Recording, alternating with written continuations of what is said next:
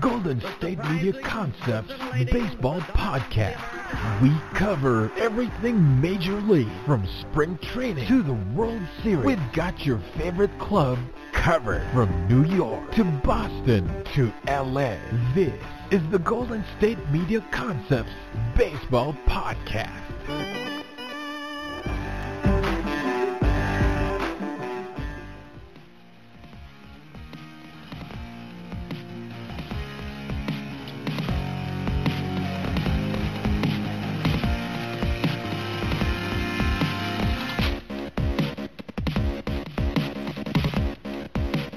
Hello everyone, and welcome back to the GSMC Baseball Podcast, brought to you by the GSMC Podcast Network. I'm your host, Jack Ridenauer, and we've got a really awesome show in store for everyone at home today. Hope everyone's well and healthy and has been able to find some time to do some Christmas shopping. It's funny, as I've gotten older, I have realized I do not need nor want nearly as much as I did when I was a kid, because people ask me all the time now what I want for Christmas nowadays, and I have no idea. I don't know what to tell people, but I guess it makes it a little bit easier on everyone, and plus, it's nice to just spend some time, some good quality time with family and friends. But getting into the episode for today, we've got a lot to cover, some big news being made the last week or so, and some major trades going through, which we were, or at least I was pretty shocked to see. But again, jumping into it, I'll first get into some of the most recent news going around the league. There's been some major improvements for some teams over the last few days, and just mention really anything that's been going on and around the baseball world.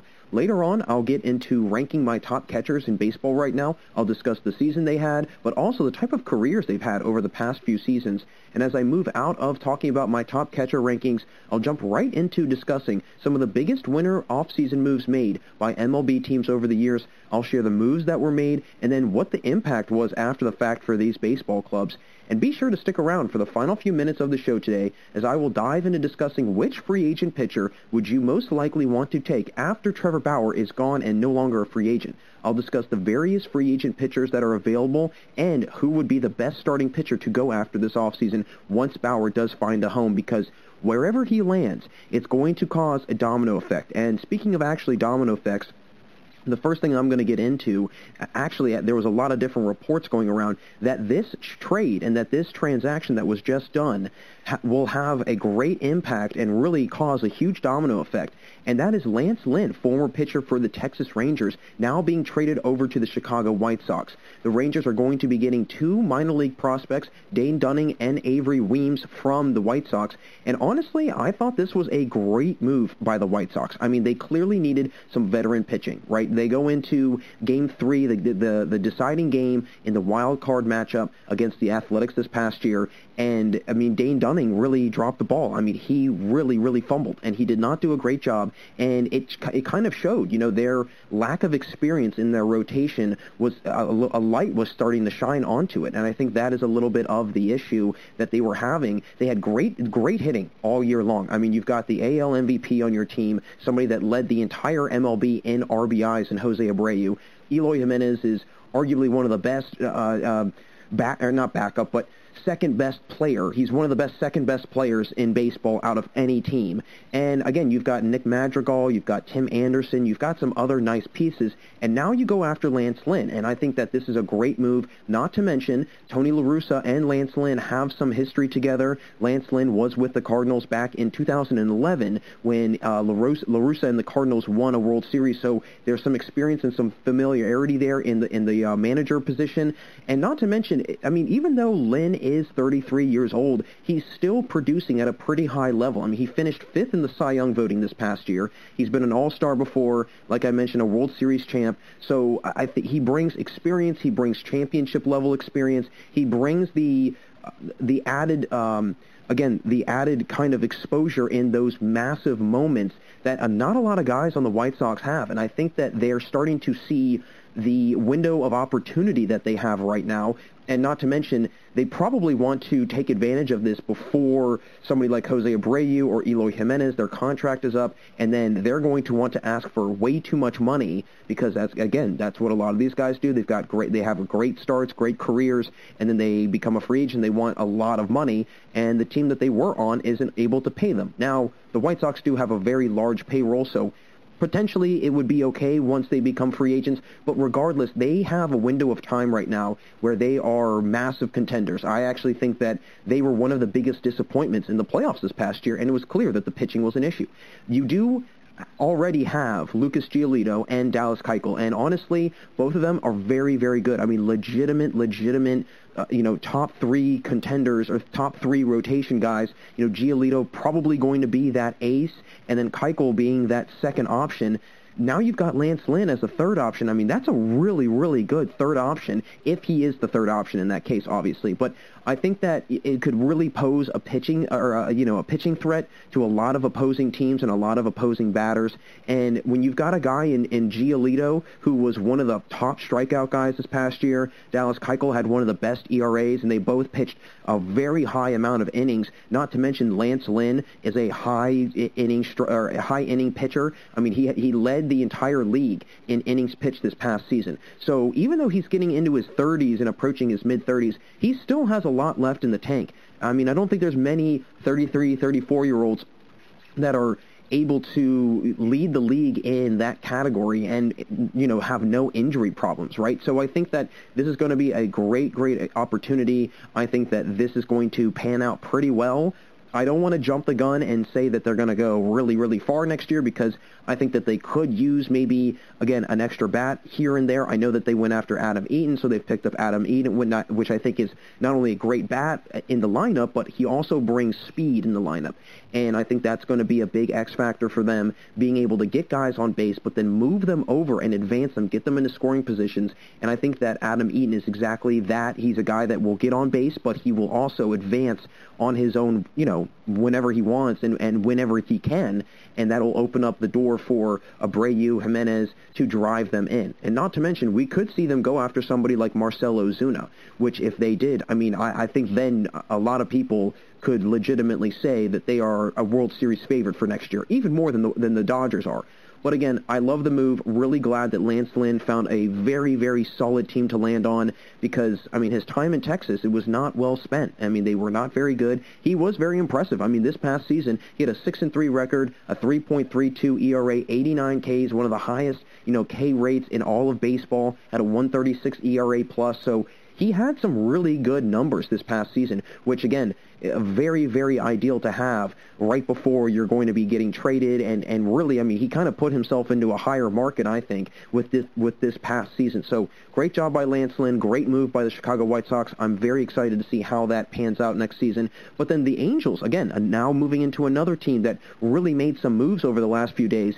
And they actually decided to trade away Noe Ramirez and a player to be named later for the Reds closer Raisel Iglesias, which again, another move that I was a big fan of. And I think this is a huge get for the Angels. They had one of the worst bullpens in baseball. They had one of the fewest saves as a bullpen in 2020. They actually had the third lowest save percentage in all of baseball.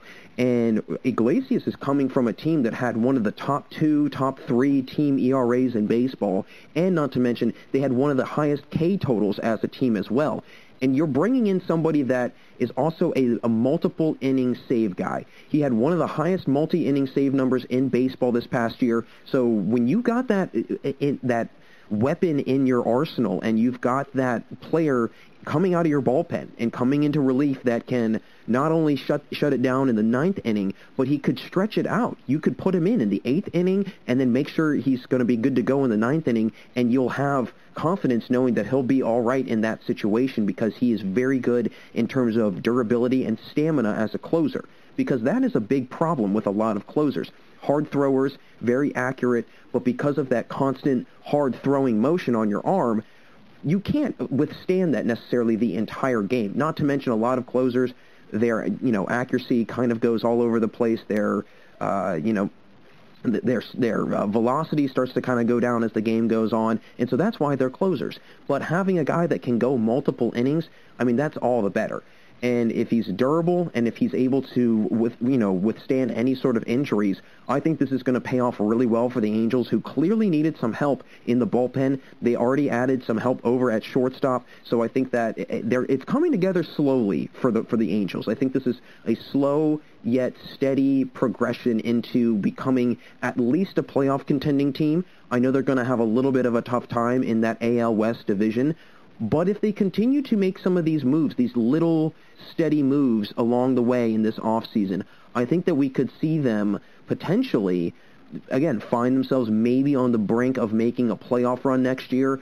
I think that it will also depend on what kind of year Rendon has, obviously what kind of year Shohei Ohtani does. I mean, if Ohtani is going to be injured, that's going to be a huge factor in it, because not only do you lose a pitcher, but you also lose a hitter, because he's a great hitter. And in all honesty, I would not be mad if they wound up converting him into strictly a DH or strictly just a hitter, and they went away from having him as a pitcher, because when he's a pitcher, I feel like you run such a higher risk of injury with him, and he's such a valuable player to them that I really don't think it would be wise of them to put him back in that pitcher role. Not to mention, you already went out and got somebody like Iglesias, who can, although he's not a starter, add a little bit more strength to the overall pitching on the team. So I think the Angels were wise in the move that they went after and the player that they went after, but I'm curious to see what other moves they'll make, because, like I mentioned, it's been the slow, steady moves that they've been making the last couple weeks, and now all of a sudden, come January and February, we might see another move or two made by them. I know that Trevor Bauer's name has been floating around the Los Angeles Angels, franchise for a little while now because of his close ties to being an LA native, a UCLA grad. So maybe he winds up being in an Angels uniform, which, in all honesty, if that were to happen, that would be groundbreaking, really. I mean, you would really have to put the Angels into a serious playoff conversation for next season. But nonetheless, good move by the Angels. Obviously, I'm a little bit more of a fan of Lynn going to the White Sox, because I think the White Sox are they're right there. They're scratching on the surface, and they are just about to, finally file their way into a World Series, hopefully. But again, I like the move that the Angels made. The Reds, I don't really know what to think of that, because they didn't really get anything spectacular in return, and not to mention, the pitching is just not going to be the same next year as it was this past year. So I think that'll definitely be a big hole. Maybe they will address that, but hopefully the Reds can try and get something a little bit more productive out of the hitters that they got the offseason before, because if not, that's going to be just more money wasted on guys that are not performing. So it'll be interesting to see what the Reds do, but I'm very fascinated to see what happens with the Angels. But there's also been another huge development, and I mean huge development, in free agency signing. And I think it's actually one of the best moves made yet, and it's Carlos Santana, the power-hitting first baseman from the Indians, now just signed a 2-year, $17.5 million deal with the Kansas City Royals. And I know that I had mentioned this a couple episodes ago, because they went out and got Mike Minor, and they also went out and got Michael A. Taylor. Now they're going out and getting Carlos Santana. So I feel like the Royals are doing something, again, very sneaky. They're being very quiet about what they're doing, but they're really adding some nice pieces. They've got some defense in the outfield. They have some reliable starting pitching, but Minor is versatile. He can go into the bullpen, and then you bring in some really heavy-hitting middle lineup, heavy-hitting middle lineup bat in Carlos Santana, and he's somebody that, for the most part, I was actually very impressed. You get him for a very acceptable and I think reasonable price, a guy that's got a really high ceiling, and you're only signing him to a 2-year deal, but you're not having to spend a fortune on somebody like Santana, who, again, I think could be really, really good. He's shown that. He's shown the ability to be very talented. He is coming off a very sluggish year. But again, I think that's another case where, it's just a player having a really bad 2020, but they had a career year in 2019. We saw it a lot with a lot of different guys who had incredible years in 2019, and then 2020 was just not their season. And you also have to factor in it was only 60 games. So who knows what would have happened if they had played a whole 162-game season. They might not have had the numbers that they had this past season. So, I think he made an all-star team in 2019, and again, he winds up signing a nice contract. So clearly teams are looking past this previous season, if you will, and they're looking at guys' seasons before. They're looking at the guys' ability from 2019 and beyond, not necessarily this past season, because, again, very small sample size, can't really get a huge read on it, just because, 60 games, there's a lot of guys who probably did not hit well in a 60-game span to begin with in 2019, but then they wind up hitting 305 or whatever it might be. And again, I think that the pandemic year, it really hurt some guys' development. guys like Santana, I think, probably would have turned their season around. And again, after 60 games, we don't really know what would have happened. But here's another fun fact about Santana. He hits incredibly well at Kauffman Stadium. So I think that was another very wise decision by the Royals to go after somebody who, again, you're playing to his strength. He's very good at hitting at your home ballpark. I think that is a great thing to tell a guy in free agency, hey, we noticed that you've got a 1.077 OPS and 16 career homers at Kauffman Stadium. Not too shabby of numbers to have, and we can make that your home. That can be your, again, play there half the season, play 81 games there. So I think that was a very appealing thing for Santana, and not to mention he's got 93 career RBIs against the Royals. So a team that he's done very well against, they probably now want him on their side, and I don't blame them. I really don't. He had a career-high in average with a 281 average, 34 bombs, and a career-high 93 RBIs, not to mention, or in 2019, and not to mention, I mean, in 5 of the last 6 seasons, he's had 80-plus RBIs. So, again, that's a pretty high number to have that consistently. So a guy that drives and runs, heavy bat, he's got a great on-base percentage, very, very patient at the plate. I mean, he is really patient at the plate. He led the AL in walks this past year, and he led the league in the same category in 2014. He had the second highest OBP last year, and again, it'll definitely second highest OBP in his career, and he'll definitely be it's going to be a big ad for a team like the Royals, who were 26th in team OBP this year and 25th in team walks. So when you factor that in, you're definitely going to get some improvement on the on-base percentage and the walk numbers, and as a result, that can open up the possibilities for more runs to be driven in and more opportunities for offense. So I really like that move going after Santana, and again, I think the Royals are doing something quiet that I don't think anyone's really paying attention to right now, but come, June, July, August of next season, I think we might be looking back at some of these transactions saying, they knew something that we did not well before, so good for them. So I'm really happy about what the Royals are doing. But now getting into some just generic news, because there were actually some other awards handed out for a couple of players that had some very impressive seasons. And I'll start first with Adam Wainwright. He actually just was named the winner of the 2020 Roberto Clemente Award, and a really great kind of charity event that he's been doing. He's got a big passion for fantasy football, and so what he's been doing is this fantasy football for charity, and it was part of a foundation that he had started called Big League Impact. And what Big League Impact was about was really trying to raise money for 2 different organizations. One of them was called Operation Food Search, and then the other one was Water Mission. And Operation Food Search essentially was just in St. Louis, in the St. Louis area, and it was an organization and kind of a nonprofit, if you will, that would go around and give and hand out food to students in the St. Louis area to take home for the weekend. And they would be able to fill up their backpacks with food, and they could go home and take that on the weekend. And then the Water Mission was great because they were going to build, and they've continued to build, clean water in Honduras for a community. So very active, very, very humanitarian of Adam Wainwright. And honestly, from all the stuff that I've read about him, great guy, class act, really, really nice guy. I mean, talk about somebody that wants to just better his community and better the people around him. Who better than Adam Wainwright, right? I mean, I think that's why he won this award, and it was very much so deserving. And the Roberto Clemente Award is such a coveted award in baseball. I mean, it really, it's awarded to people for outstanding accomplishment, for exemplary display of baseball, really, through different acts such as, your character, community involvement, so on and so forth. So I think that this is such a great award for Adam Wainwright, and a guy that's just really, again, been just kind of one of those good guys in sports that no matter what, no matter who it is, they only have good things to say about him. So, and he's been nominated for the award multiple times, actually 5 times. And so this is his first win.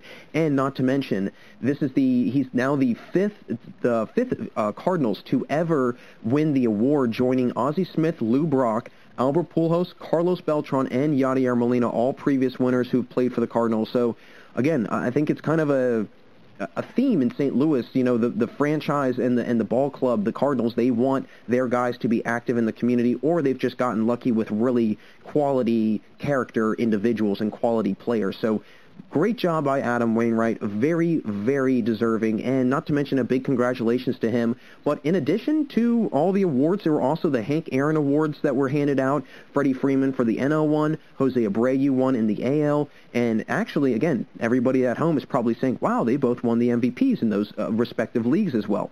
Well, that brings me into my next point.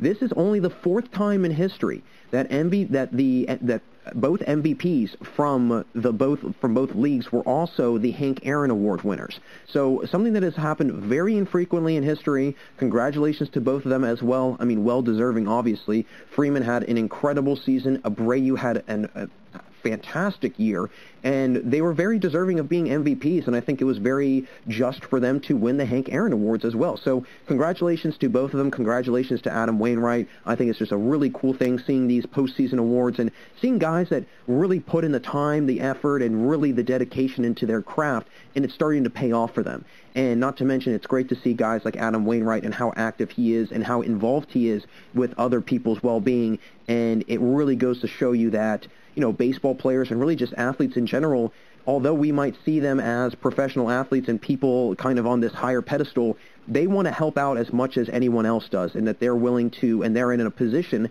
that they can help out others. And so when you've got somebody that's got that high of a platform to kind of go off of, it really allows for a lot of great stuff to happen, a lot of, you know, things to happen for the greater good of people. And so I think that, you know, guys like Adam Wainwright, so appreciative of them in sports and really what they do and what they exemplify for not only just themselves, but the team and really the city that they play in.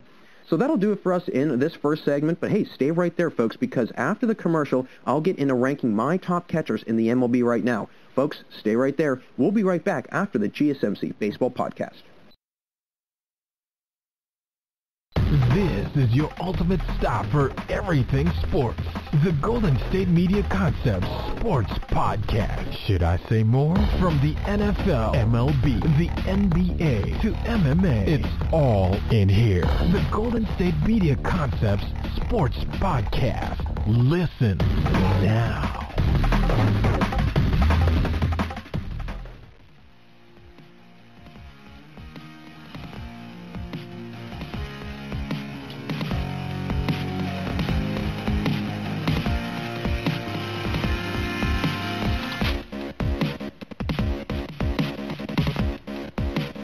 And welcome back to the GSMC Baseball Podcast. Jack Ridenour with you all, and in our first segment, I got right into the latest news in the baseball world and discussed some big-time moves being made around the league.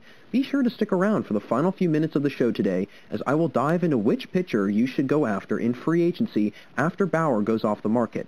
But I want to now discuss the best catcher rankings in the MLB and which players behind the plate are the best in baseball right now. So kicking it off with number 10, going behind the plate for the New York Yankees, Gary Sanchez. And I know that this might be a little bit of a shock for some people, but with his ability and with his capabilities and his potential, I think he could be a very, very good catcher. It's just a matter of him putting it all together. I mean, his average has honestly been all over the place, I will say. He batted 147 this year, and then in 2018 he batted 186. But then he was an all-star in 2019 and 2017, and his average was much higher than that, not to mention he notched at least 30 home runs in 2019 and 2017, so 2 years where he was really, really good. But again, the even years, not so much. He never batted above 280 in those 4 years. So from 2017 to 2020, his average never went above 280. 278 was the highest that it ever actually went up to from that period of time. So he's a guy that's not going to hit for a huge average, right? And I don't think anybody really expected that out of Gary Sanchez, but the idea that he could hit 30-plus home runs in a season as a catcher is very appealing, and I think a lot of teams are aware of that, and I almost guarantee you that in those 2 seasons, Gary Sanchez was a very, very feared hitter against each team. Because again, catchers don't usually hit that many home runs. That's not something that is very characteristic of a guy that's playing the catcher position. When you see a guy that's hitting 30-plus home runs and he's doing it on different occasions, I think that should be, again, kind of a little inkling like, hey, this guy can really actually hit. Now, the downside to Gary Sanchez is, A, the strikeout numbers. He's a high strikeout guy, and that is a big-time issue. And especially now, obviously, when you've got a catcher like that, you're probably putting him around the 6-7 hole in the lineup. You're not putting him first 5 unless he's a JT Realmuto or somebody like maybe a Yasmani Grandal if they're having a better season. I don't think that you would ever put Gary Sanchez 1 through 5, maybe 6 and 7, but again, the fact that he's such a high strikeout guy and he's that low in the lineup, it doesn't really give you a whole lot of strength in that bottom part of the lineup. So when you've got 7, 8, 9 due up in the next inning, that's where you're going to run into some issues because you don't have any weighted heavy bats in that bottom part. But if he were to clean that up, and then obviously the defensive struggles, I think his speed behind the plate is very questionable. He's very slow at getting out of a crouch, and he's very slow defensively as a backstop catcher, it's non-existent. So that's why I think he could maybe turn into eventually a really nice designated hitter. I think that he could be, again, I like to use Marcell Ozuna as an example, because he had his career season, his career year this past season, and this is the most reps that he's had at the designated hitter position. So, again, if you go back to that kind of idea that you take him out of the field and all of a sudden he's got this career season, I think that Gary Sanchez could be very similar. You take him out of the catcher position, you take him out of the catcher gear, and then all of a sudden you've got yourself a formidable hitter in the lineup at that designated hitting position. I will say this year, again, another solid home run year for the most part for the circumstances that we were in, 10 homers, 24 RBIs, but that average at 147, 148 is not something to highlight at all. And a 618 OPS, not to mention. I mean, having that as a power hitter, you never ever want to have that. So that was number 10. Now getting into number 9, the former catcher for the Atlanta Braves this past season, unless he decides to stay in the ATL, Travis d'Arnaud. And I think that he was honestly a steal for the Braves. I think that he was kind of the difference maker for a lot of their success. Obviously, Ozuna was also, but having that extra bat in that lineup, especially behind the plate, I definitely think that that's a pretty solid guy to have in your lineup, especially if he batted a career-high 321 this year. He had 9 homers. He had 34 RBIs. He was actually third out of all catchers in baseball this year in home runs, and he was the first out of all catchers in RBIs. So amongst his peers, this past season, he was one of the best hitting catchers in the entire league, without a question. And he had an exceptional playoffs as well. I mean, I think that's another thing to really kind of take into consideration. He collected the record for the most RBIs by a catcher in a division series with 7. So that should also tell you that he is capable of performing not only in the regular season, but he can also do it in the playoffs. And I think that's another thing that we have to factor into a lot of this. How do these guys play when the stage is a little bit bigger and the lights are a little bit brighter? And I think that d'Arnaud really proved to a lot of teams, and especially the season right before he goes into free agency, I think he really proved to them saying, hey, you know what? I am very capable of being a very good hitter. So, and he really, he advertised himself very well.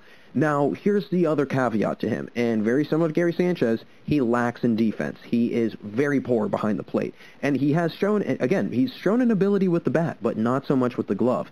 And, there's been a little bit of a slow progression in his hitting, but it's really started to pay off. I mean, you look at his numbers, and it's slowly been a steady build-up in his career. 2019 was a really tough year for him, I will say. Bounced around to 3 different teams, but he was still managed a .251 average, which I'm going to give him a lot of the benefit of the doubt on that average. Most of the time you look at that and you say, that's not a very good average at all. But you go back to the fact that he was on 3 separate teams. Something that's very hard to do is try and get in a groove and really try and mesh with that chemistry on teams. And he seemed to still do all right with that. I think that he's got a good bit of value to him in this free agency, and I think that he could, in all honesty, again, very similar to Sanchez, be converted over to a DH. I think he could be somebody that we see in a DH position if he were to get scooped up by an AL team. I'm not quite sure exactly what the ruling is yet with the NL and the DH. I think that for the most part, it's not going to go through. I actually think I saw something the other day where Rob Manfred sent out, I guess, an email or a notice to the team saying, go ahead and carry on for this upcoming year as if the DH will not be universal. So they might go back to the old way. I personally, in all honesty, kind of wish that baseball was universal with the DH. I think that using a pitcher in the lineup nowadays. Sure, there's a big strategy in it. Sure, there's a lot of benefits that can come from it. But, I mean, I've talked to a lot of people, and they honestly think that, and they say that that's such an outdated style of baseball that it's not going to continue to survive. And this is kind of the trend that baseball is starting to follow. And, I mean, this is a period of time in this sport that we're starting to see kind of a difference in the strategy and the schematics of baseball. So I think that Darnell could turn into a really nice designated hitter. If the DH were to stay universal, I mean, he could stay in the NL. But if not, I think he could go back into the AL. He was with the Rays before. And in all honesty, I think the Rays would probably really like to have him over Mike Zunino, even though Zunino played very well this past playoffs. I think that Darnell overall had a great season and a way better season than Zunino did. He had 9 homers, that's Darnell at least, 34 RBIs, a 321 average, a 919 OPS, and then a 138 OPS plus. So really big numbers out of Darnell. Now getting into number 8, I have to go with the Chicago Cubs catcher, Wilson Contreras. Very, very good catcher. I mean, there is no question about that. Back-to-back All-Star years in the last 2 seasons, 2018, 2019. This past year, again, another brutal season for another guy that's had a lot of success previously, a career low in average this past season. So, again, I think this goes back to the whole notion of guys probably were not in a great rhythm. Guys could not get kind of their feet wet for the season because of the lack of spring training and this and that and the other and the pandemic. Only 60 games that they could play. There's a whole bunch of factors that you have to look into this. And I really think it's kind of unfair to judge some of these superstars off of this one season. I mean, imagine if Christian Yelich was judged off of his 2020 season that he batted very poorly. But then everyone forgot about the 2-3 years before that where he was an MVP caliber player and he actually won it. Same thing with Contreras, right? He's a 2-time All-Star in 2018, 2019, back-to-back seasons, which is just as hard to do if you did it spaced out amongst 2 years. And he didn't have a great 2020, sure. But I think overall you have to look a little bit past that and you have to realize that he could have gone off later on in the season and had a really, really nice year. He's been very consistent as a catcher his entire career. I mean, the only year his OPS plus was below 100 was in 2018, and that was at 94, so it was right on the cusp of 100. And he still managed an All-Star nod. I mean, that was what was so shocking, was that he still made the All-Star team. Now, he's had 3 straight years where his WAR has been above 3. So the impact that he has on this team and what he brings to the entire the entire table, I think that is a lot to take into consideration and a lot to really try and value is his WAR and how much he is needed in that lineup. I will say, though, he led the MLB in errors as a catcher from 2017 to 2019. But overall, as a fielding catcher, he is much better than Sanchez and Darnell is. I think that Contreras is much more active behind the plate, and I think that he's a little bit quicker than Darnell and Sanchez are. I think Sanchez is the slowest catcher in baseball, and I think that, again, Contreras does have a little bit, he's got the best of both worlds. He had actually the 4th highest caught stealing percentage in baseball this year. So even though he's led the MLB in errors, very quick out of the stance, very quick out of getting out of a crouch and being able to throw guys out at second or third. So I think that he's got, again, a couple refinements in his defensive ability, a couple things here, a couple things there, and then all of a sudden you've got a much better Wilson Contreras behind the plate. But overall, his 2020 stats weren't great, obviously. I mean, 243 average, 7 homers, 26 RBIs. His OPS plus was at 106, so nothing stellar, but nothing horrendous. But overall, I mean, he's definitely one of the best catchers in baseball.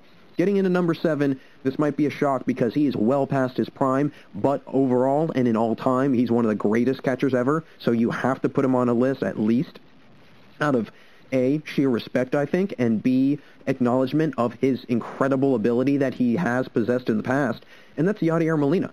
And again, I know this is probably shocking to that he's still, in my opinion, considered a top 10 catcher. But he's had a very decorated career, 9-time All-Star, a Gold Glover. He's been actually a 9-time Gold Glover. So he's got the ability to be a great hitter and a great fielder. So he's got the best of both worlds. And in all honesty, before JT Realmuto really kind of exploded and completely bubbled to the surface, Molina was the best catcher in baseball, in my opinion. And in probably the last 10, 15 years, he probably is the best catcher, in my opinion. But I think that you also have to factor in he's got a World Series championship under his belt. And, I mean, his production has definitely gone down. Sure, I will admit that. His production is not where it used to be. And he's not like his 2012, 2010 itself where he was hitting 305 or 315 or 285 or 290. The average has dipped down some. I mean, it dipped down to 262 this past year.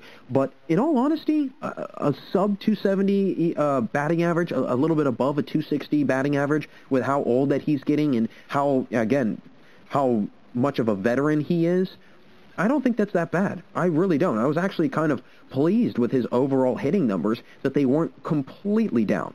I will say, though, his OPS was the lowest it's been since 2015. But, again, back to the average, it stayed pretty solid. The last few years, though, have been an up-and-down battle. I mean, he was an All-Star in 2017 and 2018, but, I mean, it was kind of one year his average was way up, the next year was way down, the next year it was just a big roller coaster of the last couple years for him in performance. Now, his OBP isn't sky high, but his strikeout numbers are so low in his career that I think that you have to look into that some more also. He's a patient hitter. He's somebody that's going to grind out at-bats, and he's going to at least try and put the ball in play, at least give it a shot to get on base. He hasn't had more than 80 Ks in a season as a batter. So when you've got multiple years where you have not struck out 80 or more times, and you've gotten at least probably 300 to 400 plate appearances in that season, if not more, that's a pretty staggering statistic to have. And, I mean, he'll without a doubt go down as one of the best catchers ever. He's a first-ballot Hall of Famer, in my opinion.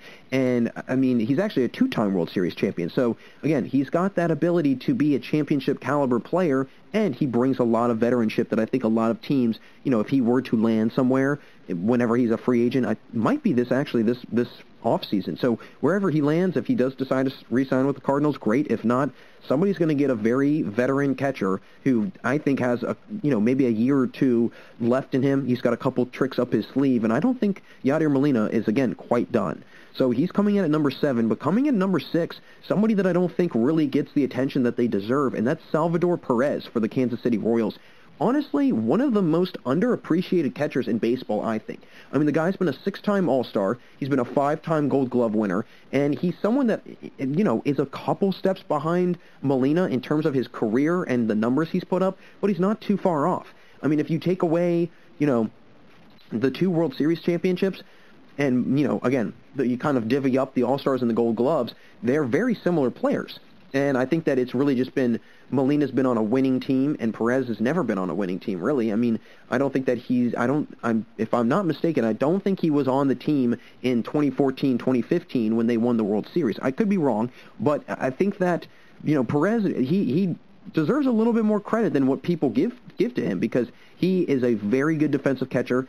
And I will say, though, this is kind of one thing to, look into, and actually, fun fact, Perez actually was on that 2015 team. So he does have a little bit of winning experience. So in all honesty, these are 2 guys that are not too dissimilar, and they've had really nice overlapping catching careers in baseball. The strikeout numbers, though, like I mentioned, they've gone up and down for the most part in his career.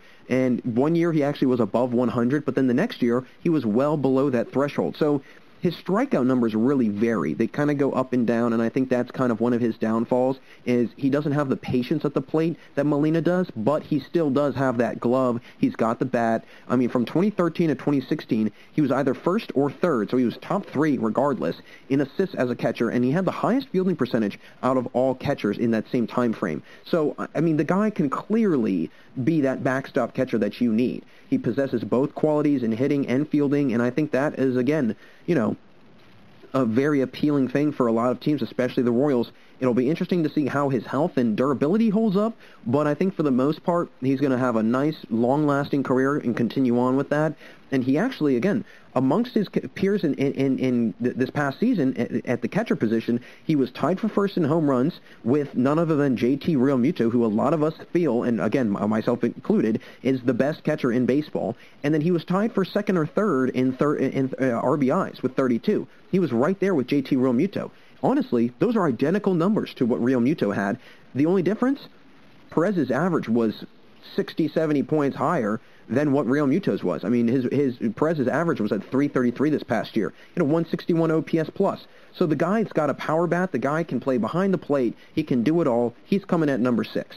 Now, getting into my top 5, this first one may be a little bit of a shock, but in all honesty, I think he's going to be one of the catchers for the future. Will Smith. Not the actor, the catcher. One of the better up-and-coming catchers. Without a doubt, he had a solid season. I mean, he had a really solid year in his rookie year. Now, he's never played more than 40 games, he's never played more than about 60 games in his career. For the most part, he has not. I mean, he's only played technically 2 years. But I will say, in the time that he has been in the major leagues, he's been pretty solid. I mean, this past year, 8 homers, 25 RBIs, 289 average. He's 25 years old.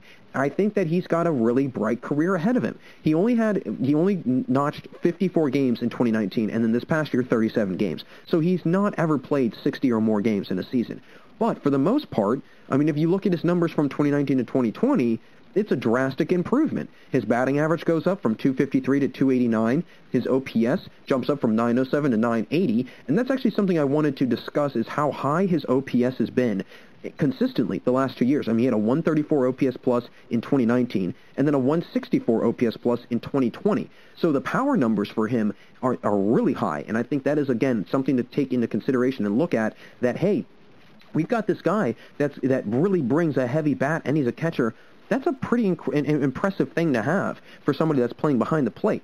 Now, out of the catchers who logged the most games in baseball this year, he was 3rd out of them in batting average. Clearly played well amongst his fellow catchers in baseball, I will say. He still has room to grow, obviously. I mean, he struggled pretty badly in the playoffs. I mean, he had one game where I think he went 5 for 6 from the plate. But then after that, I mean, from that point on, I think he was 2 for 12. But I will say, going back to, again, another positive for him, he's yet to commit an error in his early career. So he's showing signs of defensive catching. He's showing signs of hitting. It's just a matter of him putting it all together. And on top of it, it also matters about him being able to perform at the biggest stage in the entire season, in the playoffs. But I will give him, again, the fact that he's inexperienced. He's not been there before. So you have to give him a little bit of the benefit of the doubt. So getting into my last 4, coming in at number 4, Mitch Garver for the Twins. I'm a big fan of Mitch Garver. I think, again, he's another underappreciated catcher. He suffered a major setback in his numbers this year. I will give him that. He only played 23 games this season, so he didn't even play half the year, and he had the lowest batting average of his career this past season. But other than that, in the other time, his average was this low, or the other time that his average was this low was in 2017. So this is another year where his average has been alarmingly low, but what's interesting in 2017 is he only played 23 games. And the other years where he's played more, his average has been much higher. So I think it's really a matter of him just getting a feel for the game, for the first couple games, for the part of the season, and trying to get into a little bit of a rhythm. I think that's a little bit of his issue, is that he doesn't start off very strong, but he finishes very, very well. Clearly, again, he's not a guy that you're going to say first 5-10 games he's going to be batting 300, but once you hit into August and September, might be a totally different situation. He batted .268 and .273 in 2018 and 2019, respectively. So he is capable of being a very good hitter when he plays more than 30 games.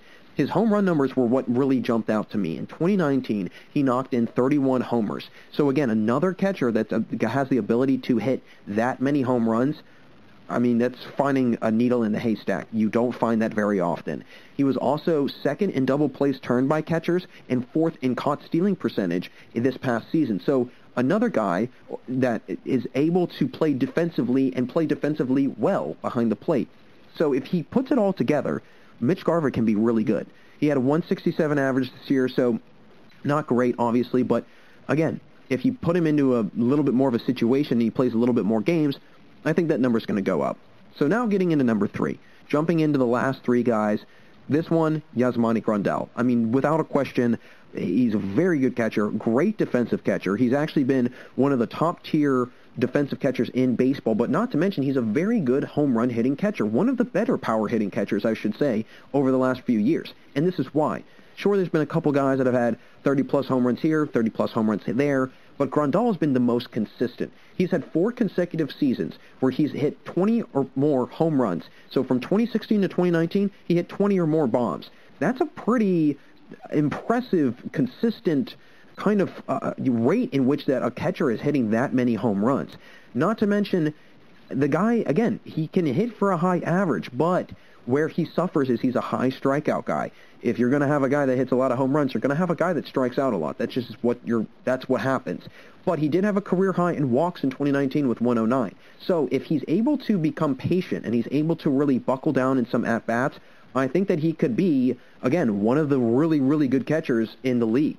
He could also be utilized as a DH. I think that he could be another guy that, although he's very good defensively for the most part, I think that if you move him into a defensive role or a DH role, I think that he's going to really, really, really benefit from that. I think that he could, again, have kind of that Ozuna effect, if you will, and have this incredible turnaround and have this unbelievable just improvement of overall play. Now, his numbers have been better last 3 years than they were in previous seasons. I mean, he only batted above 240 1 year prior to 2017, which was his rookie year. But then after 2017, he's been on an absolute tear. This year, again, not so much. I mean, 8 homers, sure, 27 RBIs, sure, pretty solid for a catcher, but 230 average, 773 OPS. The OPS is okay. The OPS plus 113, not the best, but not the worst. So, although he's not the number 1 catcher, he's definitely a top 5 catcher. So now getting into number 2, Buster Posey.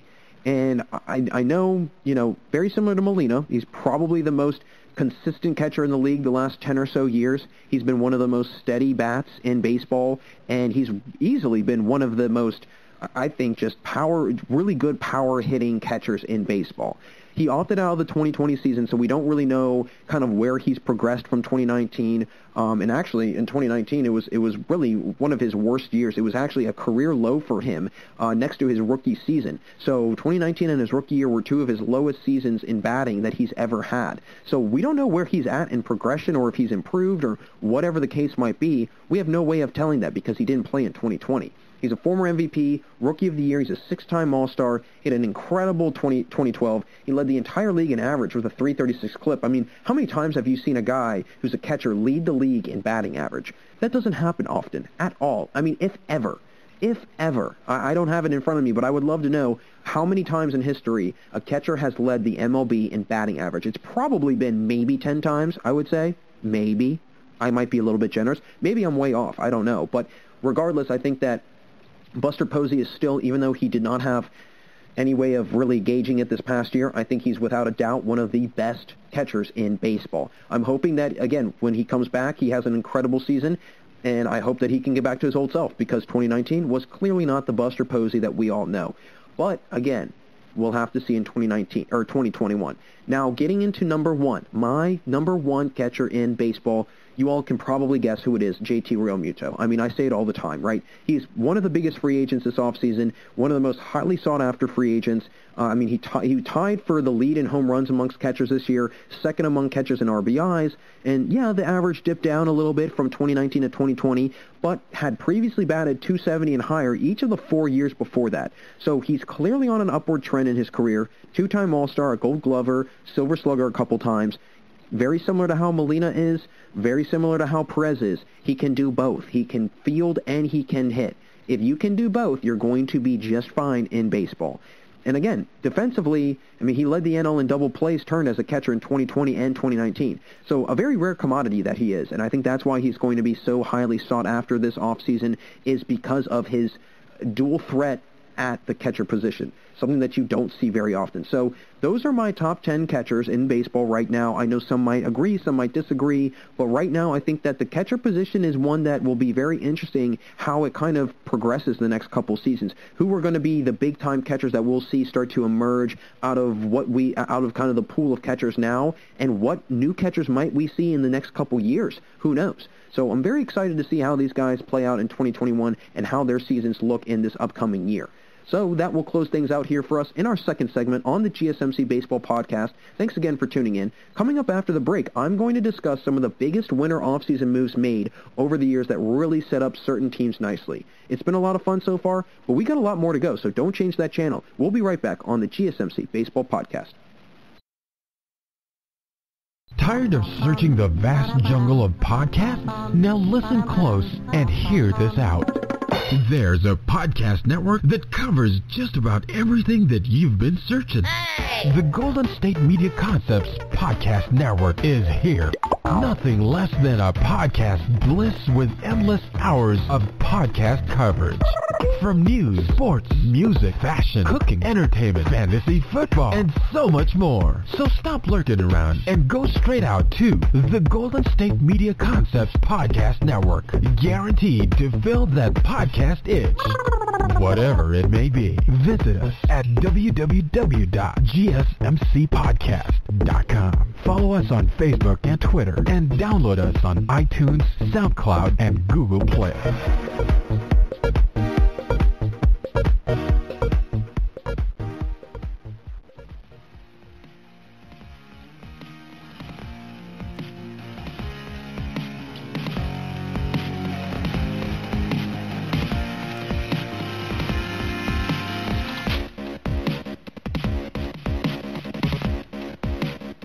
Welcome back to the GSMC Baseball Podcast. Great to have you all here still with me today. Jack Ridenauer again. And in the last segment, I got into a ranking of the top 10 catchers in baseball this year and mentioning which behind-the-plate players were the best in the MLB.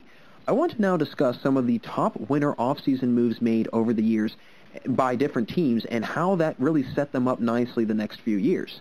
So the first one I have to mention, and honestly, all of these moves that these teams made for the most part, resulted in them winning World Series. So this was definitely kind of, if you want to talk about coming to a crossroads, if you will, as a franchise, this is where they really made the right turn. And the first team I want to talk about is the 1990 Blue Jays. And when they acquired Joe Carter and Roberto Alomar from the San Diego Padres. And this is a very interesting story because the GM at the time, actually, he had texted his wife and told him that they had traded away Fred McGriff and Tony Fernandez for Carter and Alomar. And she texted back saying, I hope that, you can get home safely before you do anything else to mess up the team.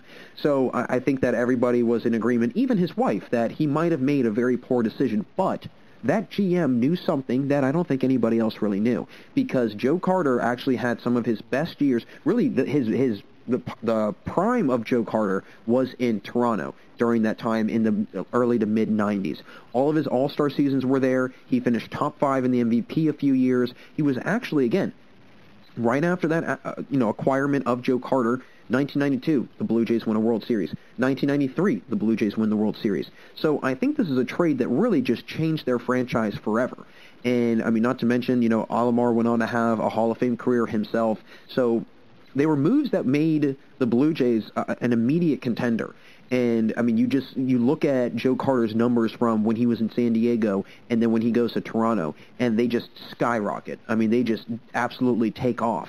A couple 30-plus home run seasons. The guy was definitely one of the best power hitters in the early to mid-'90s in baseball, without a question. And he's part of that very famous clip where he's running around the bases. They say, touch them all, Joe, going around touching all the bags on that game-winning, I think it was Game 6 of the World Series in 1993, I believe it was, maybe 1992, one of the two, against the Philadelphia Phillies. And, that is easily one of the most... I don't want to say storied, but just the most iconic images in all of playoff baseball is Joe Carter rounding the bags after his walk-off home run in the World Series. How much more of a magical moment can you describe in sports? Game-winning home run to win the World Series in the bottom part of the inning. You can't write a better story than that. So a great move for the Blue Jays, and again, it's really the reason why the team's got 2 World Series championships to this day. So that was in 1990, but then you fast forward 10 years, and the Red Sox wind up getting Manny Ramirez, who was another very powerful hitter in the 90s for the Cleveland Indians, and he was actually really making a name for himself in Cleveland. He comes to Boston, and he joins David Ortiz, and they really make one of the most feared duos of a middle lineup hitting duo in all of baseball history. And growing up, you watch those Red Sox teams, and you always knew that middle of the lineup was going to be a doozy. If your team was going up against the Red Sox, you knew that you had either Ortiz followed by Ramirez or Ramirez followed by Ortiz. Either one, you knew that it was going to be a tough one to get through. And he signed a huge deal with them, 8 years, $160 million deal. And he was actually coming off a huge season before that with Cleveland. He had a 165 RBI season and 44 homers. I mean, talk about a guy that had absolute power behind him. And this was a move that really put them into, the World Series conversation. Obviously won one in 2004. Obviously won one in 2007. The 2004 team broke the Bambino curse for 86 years or whatever it was, back when they traded Babe Ruth to the Yankees, and the Yankees wound up winning 1 million World Series.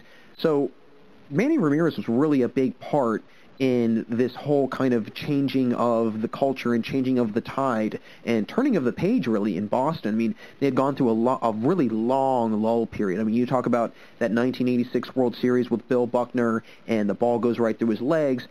And, again, it continues to pile up from there. 2004, 2007, and then obviously a couple years ago in 2018, they've really kind of turned around and become kind of the old Boston Red Sox from many, many years ago. But Manny Ramirez came into it already being an established player, and so I think that was one of the biggest transactions and one of the biggest moves that the Red Sox have made in quite some time, really. I mean, he was instrumental in them winning the 04 and 07 World Series. He was an MVP of one of those World Series, so that move definitely paid off very well for the Red Sox going after Manny Ramirez. Now, getting into a couple years later, in 2008, the Yankees, the rival of the Red Sox, they go out and get CC Sabathia, who, very similar to, Manny Ramirez, goes from a Cleveland Indian team to then now an AL East team. In CC Sabathia's case, he goes to the Yankees. And what was really interesting about CC Sabathia is this. Before he left Cleveland, or I should say after he left Cleveland, he was traded to Milwaukee. And I'll always remember this as a young Milwaukee Brewers fan. One of the first couple years I'd been a fan, I was probably a fan back in starting in maybe 05, 06, somewhere around there. And so this is in 08, so a couple years in. I'll never forget hearing that Sabathia was traded to the Brewers, and I remember telling myself, we're in. We're in the playoffs. We're good. That's what we need. We'll make it on the wild card. We're going to be fine. And I'll never forget, I'm pretty sure it was a Saturday that they wound up clinching the wild card. CC Sabathia was on the mound, and he wound up getting the victory for the Brewers. And it was one of the most incredible things that I had watched, just seeing how much of a difference one player made. One player. And this was when I was very, very young, so that was very impressionable as a young sports fan, knowing that one guy could just change the trajectory of everything. And that's exactly what Sabathia did. And he did the same thing for the New York Yankees. He signed a monster 7-year, $161 million deal. I mean, that really helped propel the team to a World Series the following year in 2019. And, I mean, if you look at his numbers before he arrived in New York, they were pretty solid. He had won a Cy Young in 2007. He had 3 years in Cleveland where he was an All-Star. And then he goes to New York, and he winds up becoming an All-Star for 3 straight years in 2010 to 2012, and he won 19 games in 2009 and then 21 games in 2010. So, at the time, both were MLB highs for those respective seasons. So, I mean, the guy had an incredible track record coming into New York, but then once he arrived in New York, he really lived up to that expectation. Now, obviously, as time went on and his contract started to go through, he suffered some health issues, and it just was some off-the-field personal problems. It just did not really turn out in the end very well for CC Sabathia. But, again, no matter what, he still was a vital member of that Yankees team, and he was a crucial piece to them really winning it all. I mean, if you take him off that team, they maybe would still win, but I don't know, because he was a huge factor. I mean, when you win 19 games in a season as a starting pitcher, that's pretty impressive, to say the least. I mean, in his first 3 seasons in New York, he actually never won fewer than 19 games. And he compiled double-digit wins from 2009 to 2013. So the guy was just a winner, no matter what. He struck out no fewer than 197 batters from 2009 to 2012. So pretty solid, strikeout guy. I mean, he's not going to blow it right by you. But he was more so going to just kind of pick you apart. He was going to, strategically go after batters and really try and work the corners, try and paint the outer edges. He was very, very strategic, and he was very accurate. And I mean, that was kind of what defined him. I mean, yeah, he obviously was going to strike guys out, but he's not one of these guys that was striking out 250 guys. Just never. That wasn't what he was. But nonetheless, I mean, a huge move by the Yankees. They won a World Series because of it. So the next move I want to talk about, again, a couple years later, the 2014 Nationals when they got Trey Turner. And I talked about this a couple episodes ago when I discussed some of the best 3 team trades ever, and this was actually one of them. It involved the Nationals, it involved the Padres, and involved the Rays. And I remember mentioning that Will Myers was also involved in this, and he was sent over to San Diego from Tampa Bay. So really Tampa Bay was a big loser in this because Trey Turner, in all honesty, arguably next to Will Myers, was the best player to come out of it. I mean, the Nationals gave up next to nothing for getting Trey Turner. I mean, they literally gave up next to nothing. And then all of a sudden, Turner this past year, he finished his 7th in the MVP voting. He batted a career-high .335. And, I mean, he's on his way to being one of the top shortstops in baseball, without a question. And I think that this past year, you really got to see his ability from the plate, right? We always saw him on the base path, a great base stealer. I mean, very, very good base stealer. And he's a very good fielder. He's got a great glove. He's got really good range. What's weird about him is that he's got this weird need to make these unnecessary kind of Sports Center top 10 plays when it's just a routine ground ball. And I think that's where he runs into a little bit of an issue, if you will. But again, no matter what, he's got the bat, and I think we're starting to see that a little bit. I mean, he led the NL in 2018 in steals. I think he had around 43, 44, and he helped the Nationals to, again, a very unlikely World Series win in 2019. He batted .298 in 2019, so not too shabby of a job for Turner. And from what I can remember in the playoffs, he was very good in the playoffs. I mean, he was, again, that entire team played some of the best baseball that they had ever probably played together at the best time. It was a perfect storm, really. That's what it was. It was a perfect storm that happened to blow through Washington, and the Nationals got on that momentum wave, and they never got off of it. Now, without question, I mean, I think that it's a move that has really, I think, put a newer team onto a higher contending level and a higher tier because of that addition, and I think that he will eventually become that. Again, he will become that big-time shortstop. I think he's right there. He is right there. And it's funny because, in 2013, 2012, everybody was predicting the Nationals to win the World Series. I remember seeing Steven Strasburg all over Sports Illustrated. Everybody was saying they're going to be the favorites. And it was in 2019, the most unlikely year for them, that they won it. I mean, go figure, right? But again, a huge move for the Nationals. I mean, one of the bigger winner transactions in the last couple years. Now, going a year back, 2013, we've got the Mariners picking up Robinson Cano. Now, this was an alarmingly high contract, 10 years, $240 million. He did play very well, though, in Seattle. I will give him that. He had been an all-star leading up to that year that he went over to Seattle. Been an all-star, actually, 4 years straight leading up into 2014.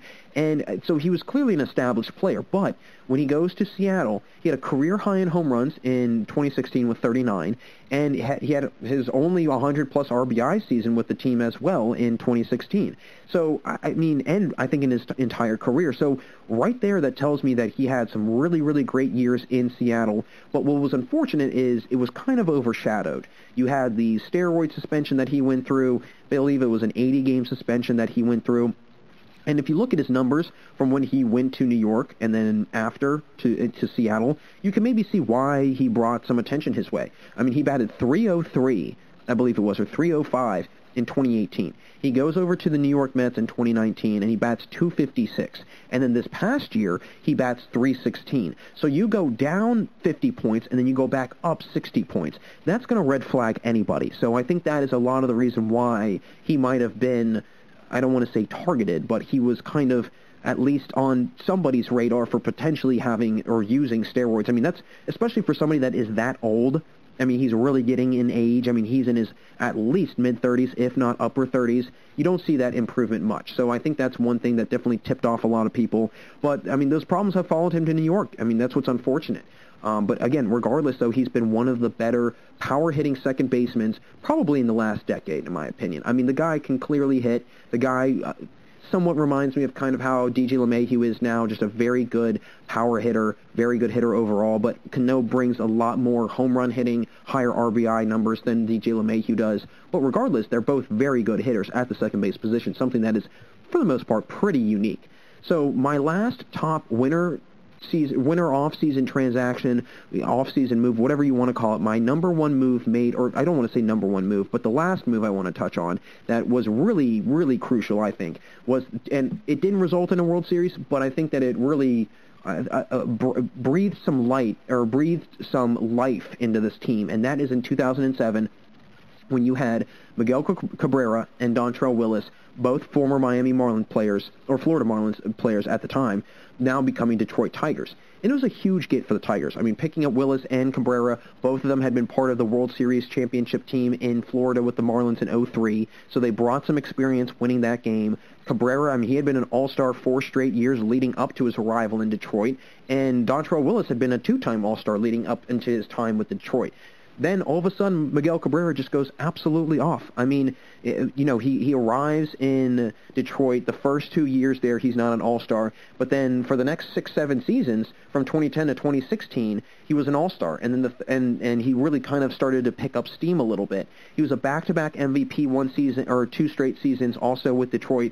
And he was a Triple Crown winner 1 year. So the guy did it all from the plate, right? I mean, he was absolutely spectacular for them in more ways than one. But then, really, for Dontrelle Willis, I mean, it was a completely different story. I mean, tough time, right? I mean, only amassed 4 wins in his 3 years there. He had a much better time with the Florida Marlins, but after that, really didn't do much, and he kind of fizzled out.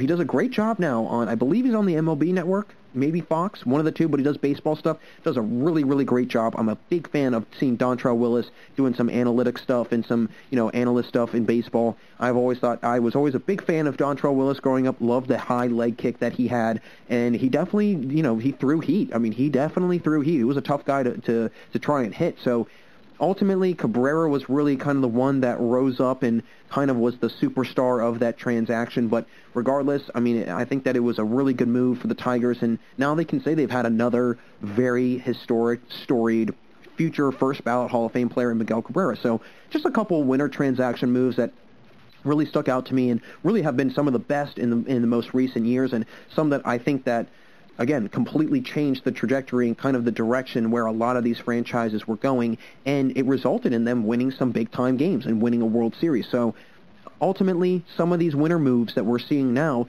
they might pay off in the next fall, and we might be saying at this time next year, saying, hey, that move last year, that was a really, really solid move that set them up nicely this year. So who knows? We'll have to see what the rest of this winter really holds for baseball. So that'll do it for this segment, folks. Thanks again for sticking around. But stay right there, because we'll be right back after this commercial break for the final segment today, where I will get into which starting pitcher free agents might be the next ones to go after Trevor Bauer decides where he wants to go. So don't go anywhere, everyone, because we've got one last segment here on the GSMC Baseball Podcast.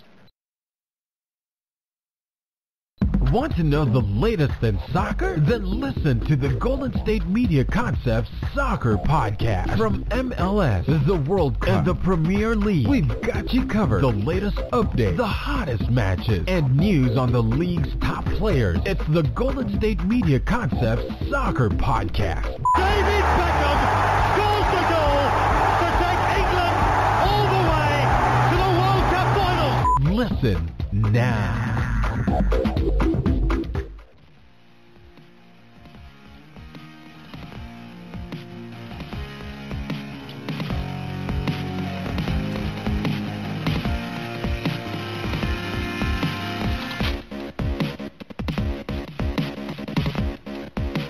Hey everyone, and welcome back for the final segment here on the GSMC Baseball Podcast. Jack Ridenauer still with you, and in the previous segment I jumped into discussing some of the best winter offseason moves teams have made over the years and how much of an impact those moves have made on those teams for the years really to come.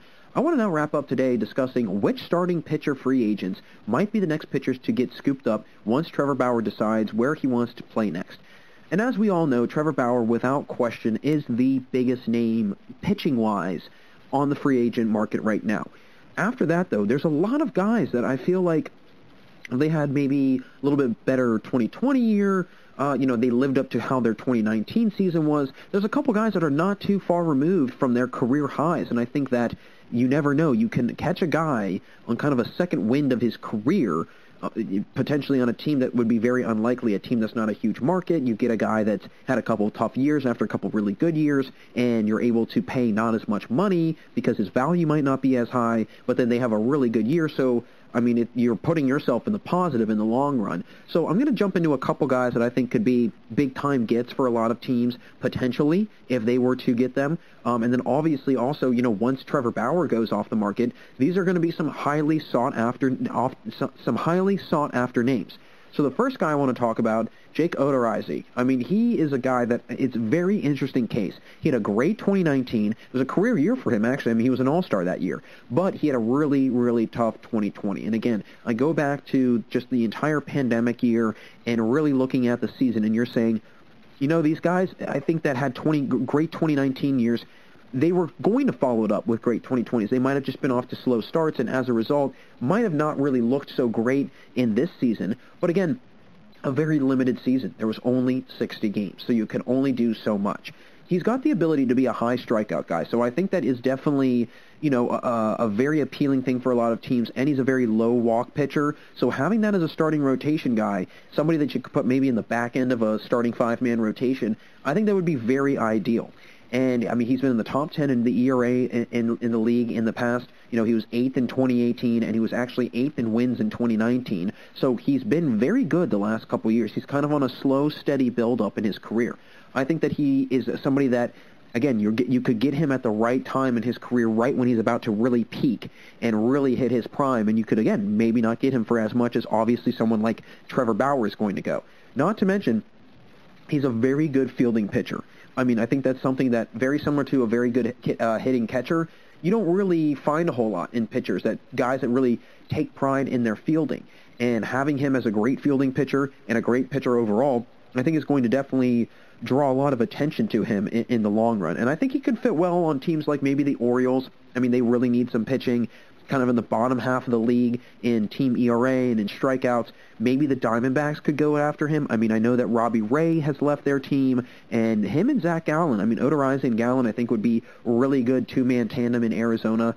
Plus, maybe the Blue Jays. I mean, they're the ones that went after and got Robbie Ray, but who knows if maybe adding Odorizzi, they spend a little bit of money on him, maybe for a 1-2 year contract. And again, they've expressed their interest in wanting to spend money this offseason. So we could maybe see the Blue Jays go after somebody like Odorizzi, really try and booster up that rotation, which is already pretty solid. I mean, you've got Hyun-Jin Ryu. If Taijuan Walker sticks around, then you've got Taijuan Walker as well. You've added Robbie Ray, who has potential to be good. So I think that Odorizzi would be another name that a lot of teams are going to want to go after and really try to maybe pick up and get in this free agent market.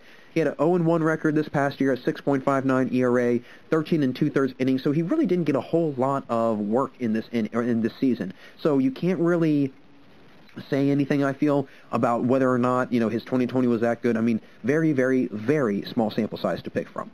So he's the first guy that would be very intriguing after Bauer goes to maybe see where he lands in a lot of teams' kind of list in terms of, how high up he is in terms of amongst pitchers. So the next guy, a former Cy Young winner, Corey Kluber.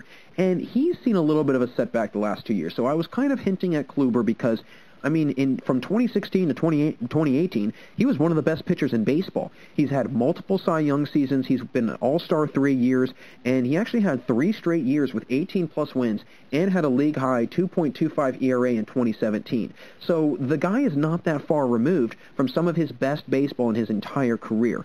He's a high strikeout pitcher. I mean, he's had a couple 200-plus K seasons. He actually had 5 straight 200-plus strikeout seasons.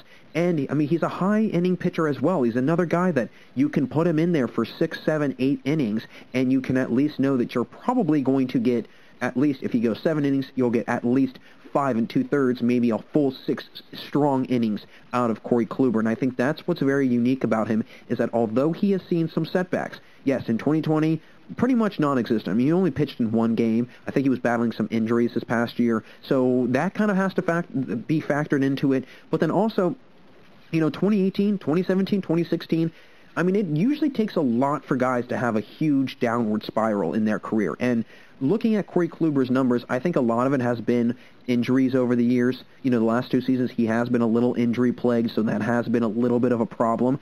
But I think no matter what, he would be a great addition for a lot of teams. You had veteran leadership. You had the ability as a starting pitcher to really hold your own.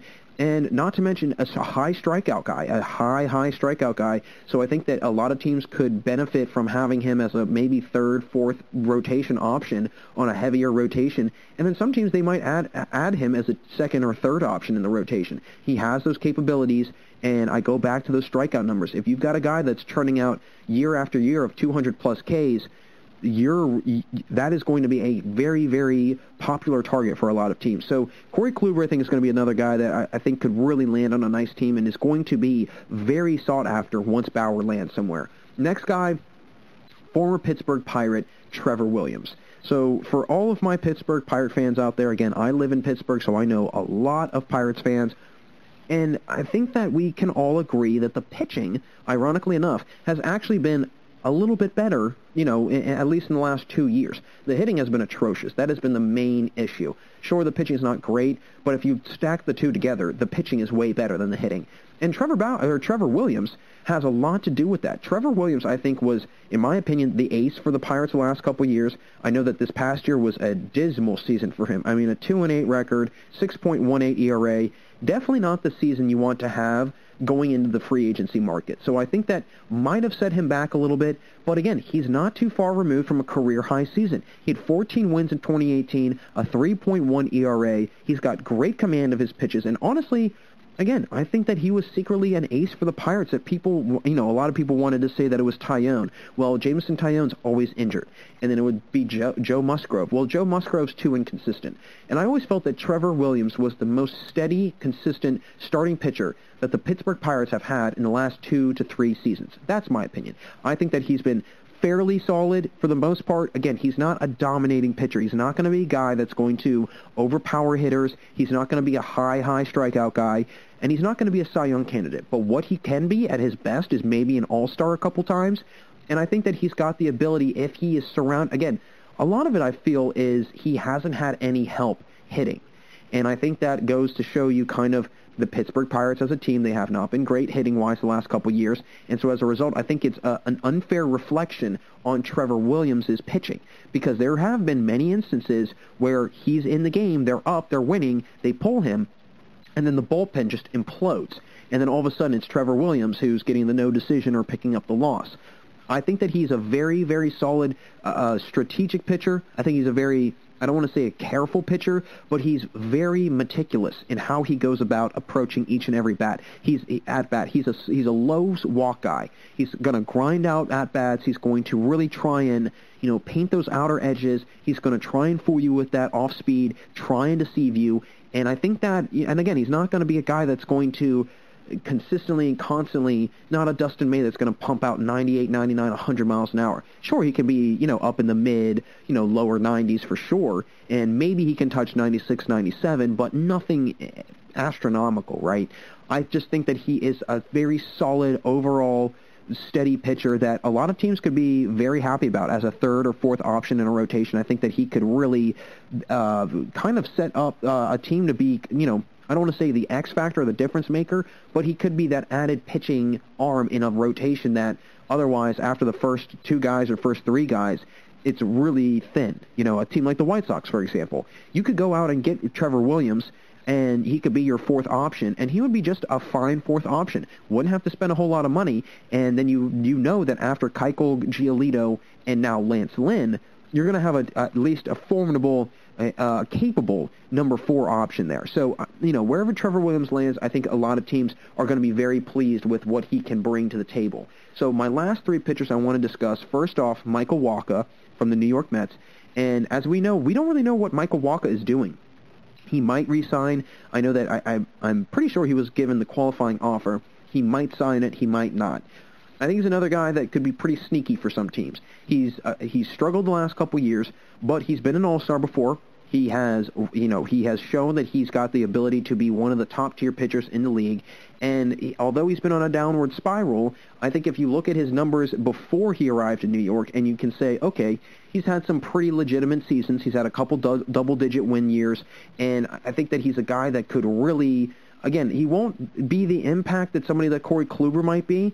I think that Michael Wacha, in all honesty, you could maybe put him in the bullpen. He could be a guy that kind of swings both in the bullpen and as a starter. And I think that is what might become the unique thing about him, is that he can be used in both situations. So Michael Wacha, another guy that I think could definitely have some value to him. Some guys could definitely, or some teams could definitely be interested in having him as a guy to maybe be a setup guy eventually. As time goes on, we've seen it in baseball right now with hitting.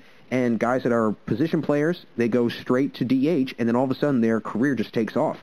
Michael Wacha might be the same. He might be moved from the starter and become a bullpen guy, and he might be one of the most dominating relief guys in baseball. And, I think that would be very intriguing to see happen. So Michael Wacha is another guy. And then the last two names, Tawan Walker and Jose Quintana. And I really like Walker. Out of the two of those last two names, I love Tawan Walker. I thought that he was very solid this year. He actually saw a massive improvement when he went from Seattle to Toronto. And he wound up with a 4 ERA before he arrived in Toronto. Then after that, he's got a 2 ERA. So he halves his ERA in the middle of the year. Very, very dominant strikeout pitcher. But again, very similar to maybe Wacha if this were to happen. Tawan Walker can be a relief guy. He can come out of the bullpen. And honestly, I could see him becoming a really dominating setup guy for some teams. But if you need a guy that goes 4 or 5 strong innings, I think Walker is your guy. He's not a high innings guy. He's not going to take 6, 7, 8 inning outings at a time. He's going to maybe be 4 innings here, 5 innings here, maybe 6 innings there. But I will say what's really kind of stands out to me about him is that he's got a low walk rate. He's never eclipsed higher than 61 walks in a season in his career. So he's somebody that could strengthen your rotation or really boosten up your entire kind of bullpen. And not to mention, if you've got a guy coming out of the bullpen that's got a low walk rate, I think a lot of teams are going to be very interested in somebody like that, because as a bullpen pitcher, your main objective is to just get out of the inning. You want to leave as little of damage on the board. You want to leave as little men on base and prevent as little people, prevent as little players getting on base, and just get out of the innings. And I think Tawan Walker is somebody that could become that down the road. And, maybe the team tries him out as the starter still, and then he kind of converts into a relief guy. Either way, I think Walker is going to be a really big get for somebody. Wherever he lands, I don't know, but wherever he lands, he's going to be a nice added piece. And then again, last, Jose Quintana. He's another guy that has seen kind of an up and down a little bit progression of his career. He was an all-star in 2016. Pretty solid strikeout pitcher, but a little bit more walk-prone, but it's not astronomically high, but it's not great. He's a great fielding pitcher, though. He led the NL in fielding percentage as a pitcher in 2019. So, again, what would make him different is his ability to be a starter, but also be a reliable fielder. And very similar to a couple other guys on this list that are very, very solid fielding pitchers that I think that could really, eventually pay off in the long run for some guys. And I think that could be maybe the difference in, somebody getting signed and somebody not getting signed is their ability to field. Odorizzi, same thing. He's a guy that can field. He can play being able to field a ground ball as a pitcher is actually, and again, I was never really a pitcher when I played, so I don't really know this, but just watching and just paying attention, it's very different. You're used to coming out of a set, a motionless position, a stance, a complete stance, and then going and throwing and kind of not taking your time, but not having to feel rushed. And when it comes to fielding, though, a little dribbler right back to the mound, or a little bunt that might go into no man's land in between the home plate, third base, and the pitcher's mound. Being able to get off the mound quick enough, again, you have a little bit of an elevation, so you step off the mound, you might trip and fall. That might happen. It has happened.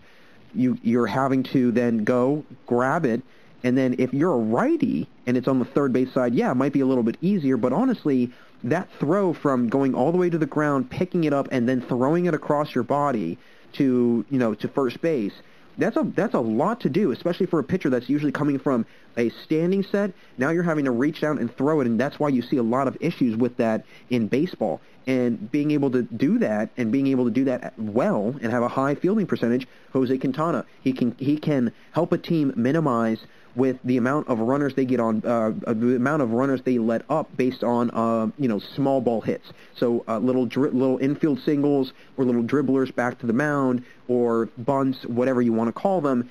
Being able to clean that part up and keeping everything that's in front of him as an out, I think that's a great sign. And so I think that Quintana and Odorizzi are going to be two guys. Again, their fielding is going to really take them up a little bit, I think, in the market. And I think a lot of teams are going to be, very interested in that, at least.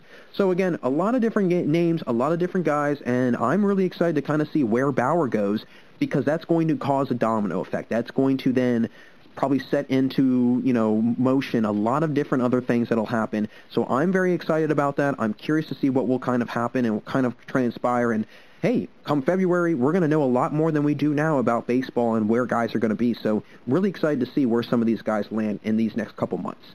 So that'll wrap it up for us here today. Thank you again for listening to the GSMC Baseball Podcast, brought to you by the GSMC Podcast Network. I would like to ask that you please remember to subscribe to the show and write a nice review. That really helps us. Also, if you can please follow us on Facebook, Twitter, and Instagram to stay up to date on all of the latest baseball news and more, please do so. And as always, folks, thanks so much for joining me today, and until next time, have a fantastic day.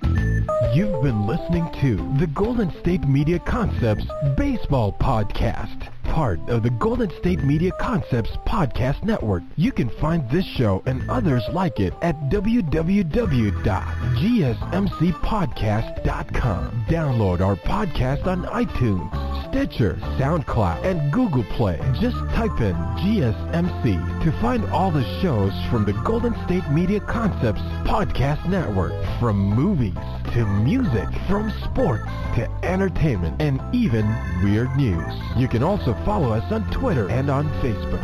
Thank you, and we hope you have enjoyed today's program.